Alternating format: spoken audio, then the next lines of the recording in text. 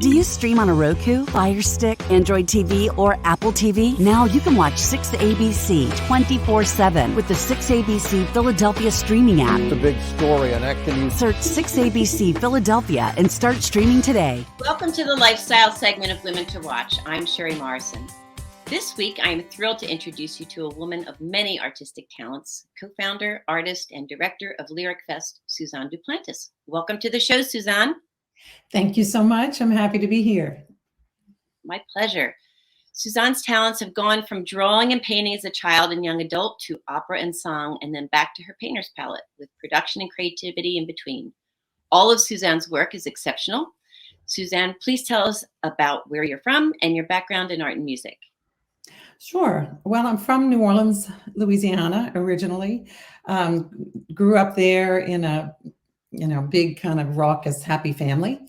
My dad sang in the opera chorus, and my mom was an educator, a school teacher.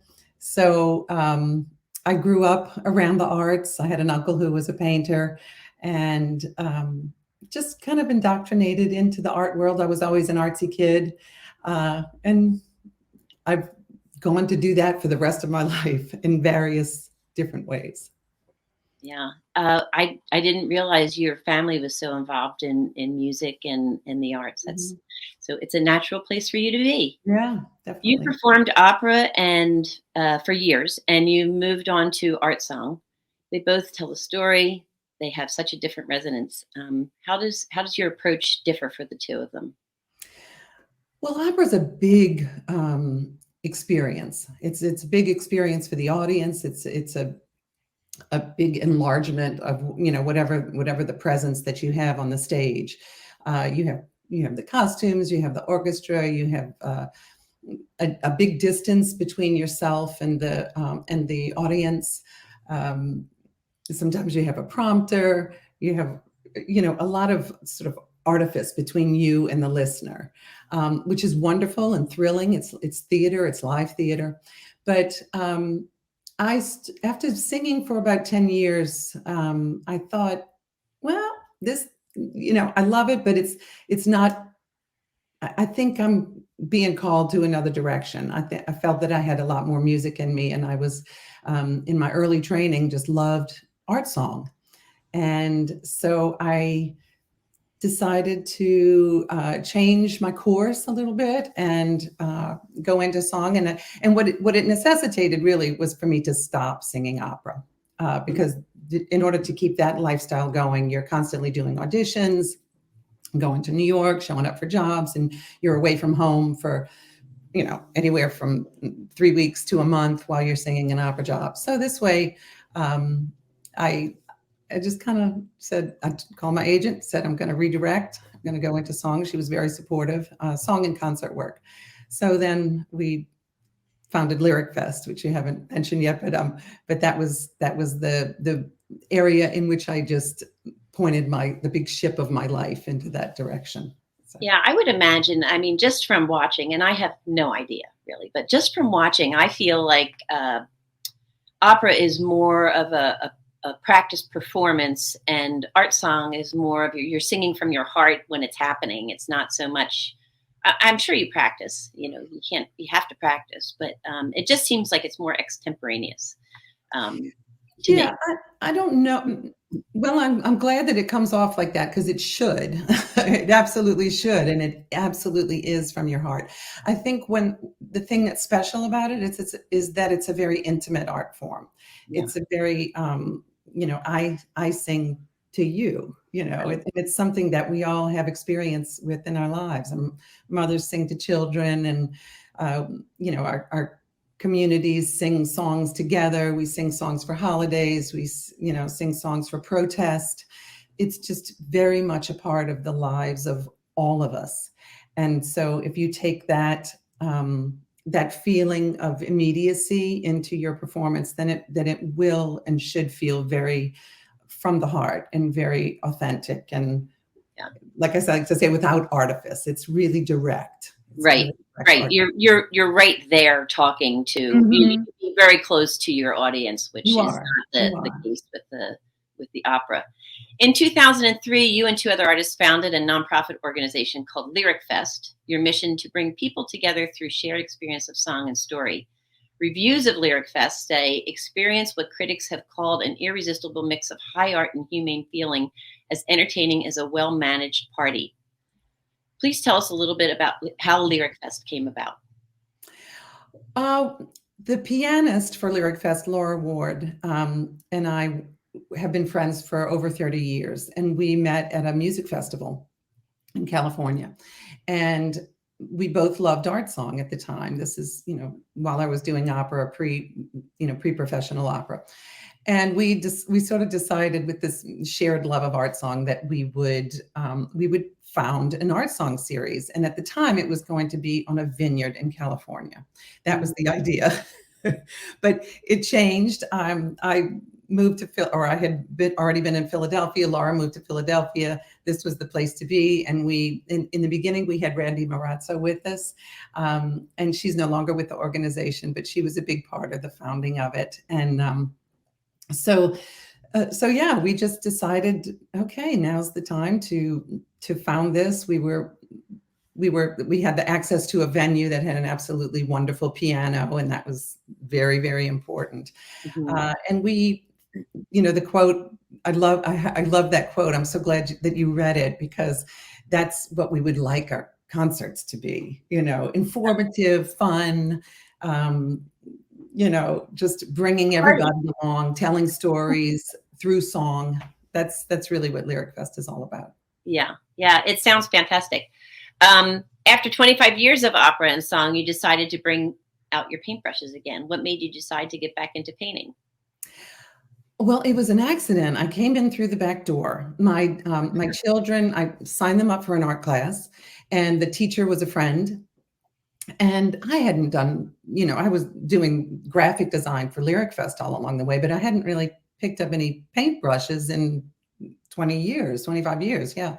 So I asked her, could I just come and stay in the back? I promise I won't talk to the teenagers. I'll just, stay here and learn what you're teaching.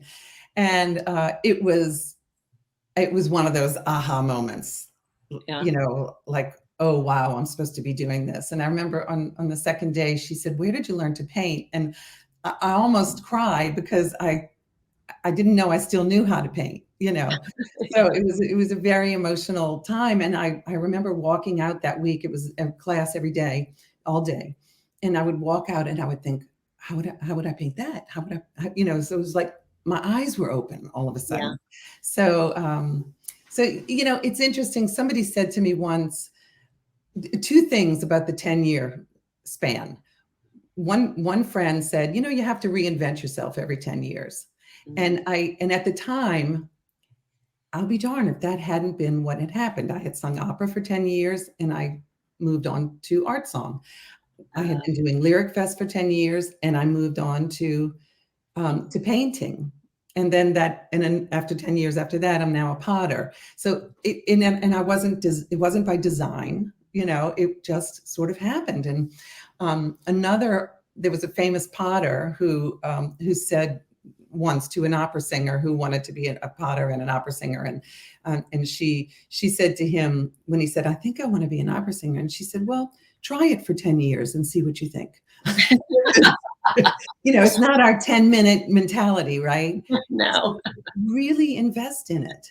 Yeah, it's not a quick fix. It takes time. Yeah, I'm sure. It must be so rewarding and liberating to have such two creative and beautiful outlets that come from your heart and spirit. And from what I've heard, you use all of your skills and creativity for Lyric Fest, from the organization, creating the stories, the scripts, and the spoken element, the song, the vision, as well as the actual graphic arts for the programs, playbills, and announcements. Did you intend to incorporate your drawing into Lyric Fest? I never did.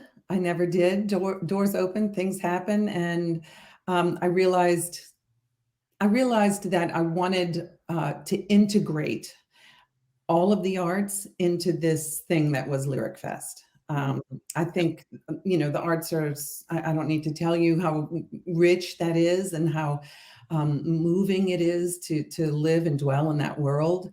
And so it just started to occur to me that that I could bring the graphic piece in, and that's been so rewarding and wonderful. And the writing, when I was preparing to go to college, I used to write poetry, I used to paint and draw, and I, of course, sang. And I auditioned for a scholarship to go to college, and I got a little modest scholarship. And I thought, okay, I'll do that, And I remember while I was there thinking, other singers aspired to be at the Metropolitan Opera or to do, opera in that big, big way. That Right. really wasn't me. It was never me.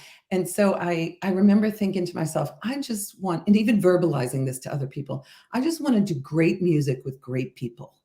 Yeah. And I'm doing it.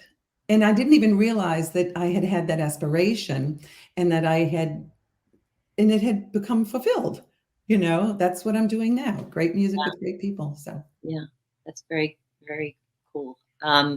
You just finished a performance called The Singer Singer, a biography and music about Winneretta Singer, an American patroness in Paris. And you also told me that she was part of the Singer family, the Singer sewing machine family. One of your upcoming performances, which will be in April of 2023 at Longwood Gardens and at the Peabody Institute in Baltimore, is The Metamorphosis of Plants, inspired by a great German poet, statesman, and botanist, Johann Wolfgang von Goethe. These are two fantastic examples of Lyric Fest. And can you give us a little description of how these programs and their multimedia content work and blend? Yeah, well, for Winneretta, this was a little known story. And when you start to learn about this woman, you wonder why it was so little known. She was an amazing person with a phantasmagorical life. Her husband, of course, was Isaac Singer, who perfected the Singer sewing machine. She inherited a huge wealth. And so I read a biography of her by Sylvia Kahan that was recommended to me by Laura, my colleague. And we decided to tell this story about her. So the story can be richer if you're showing pictures of who this person is. She was commissioning Debussy, Ravel, Stravinsky, the most famous people at the turn of the century in France. And she was right there in with all of that. So, her life intersected with all of the who's who in the musical world in Paris, from 1880 to the Second World War. So we decided to tell that story in a multimedia way. We had super titles to bring people along, so you don't have to feel like you don't belong in this concert. You know what the songs are about. You get to read it above there and use the pictures and the photographs. So that was a really thrilling thing. We just now did it, and we're still kind of glowing from telling that story and having so many people come up to us and say, why don't people know about this woman? Yeah. So yeah, what a great way to learn about people. Yeah. You have a project that sounds absolutely fabulous that you've been working on for 3 years. And it's actually how I kind of found you. It will be opening this coming February at the Philadelphia Episcopal Cathedral and also the Kennedy Center Terrace Theater in DC. It is called Cotton, and it is based on the photographs of Philadelphia artist John Dow. The performance involves quite a bit of collaboration and mixed media. Please tell us about some of the artists you've commissioned and how it's all going to fit together. Well, this program is completely inspired by John Dowell. His work is extraordinary. He felt compelled to go back to the cotton fields in South Carolina, where his ancestors had likely been enslaved. He was visited in a dream by his grandmother, and he felt that this was what he was supposed to do. So when I encountered his work, I had a very strong response to it, and so did Laura. We decided that we needed to do something with it. And so we wrote to various poets and asked them to respond to John's work with new poems. So we've commissioned 8 new poems, and some incredible poems have come from this, and the poets are amazing. Don't have time to name them all, but Nikki Giovanni is one. She's certainly an incredible artist. And then all of this will be set to music.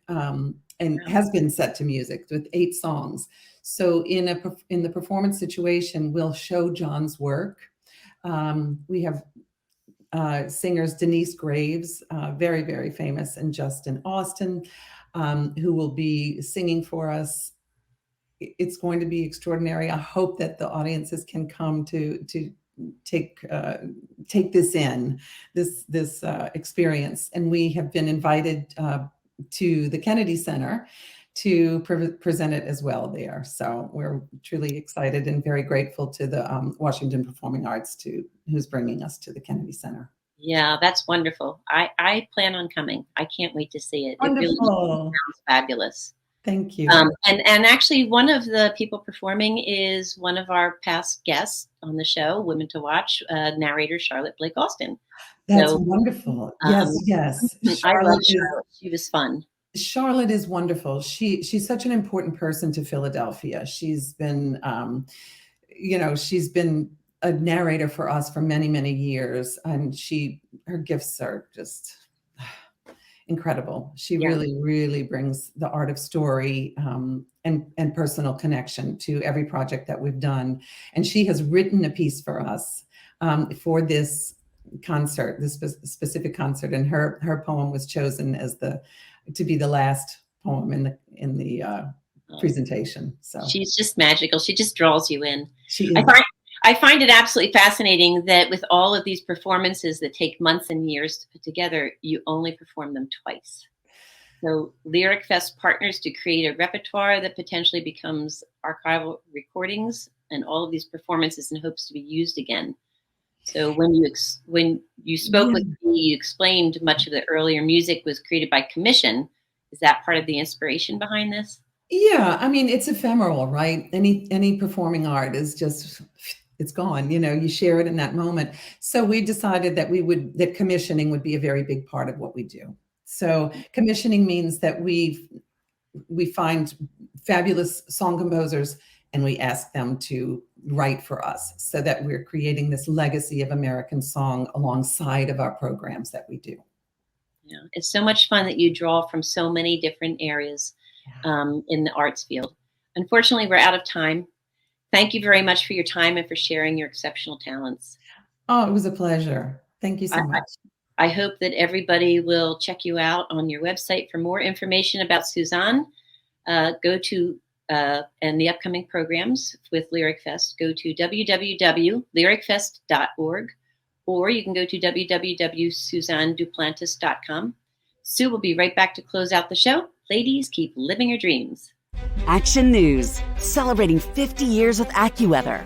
The heat is on. In 2010, Philadelphia had a record of 55 days at or over 90 degrees. And those scorchers, they're on the rise. In fact, 10 of the 15 hottest summers occurred in the last 2 decades. Thank you for always trusting us to keep you informed.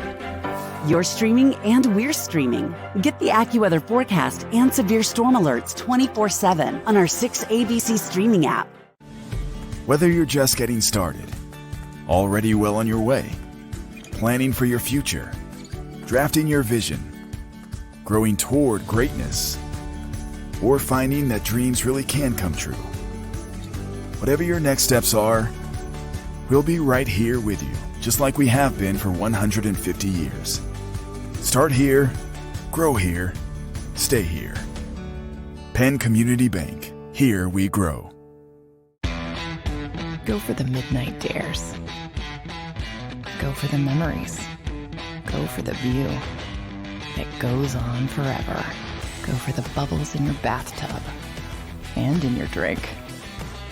Go to bed whenever you want. Or don't. Go for him. Go for her. Go for the win. Go to Ocean Casino Resort. Book your trip at theoceanac.com.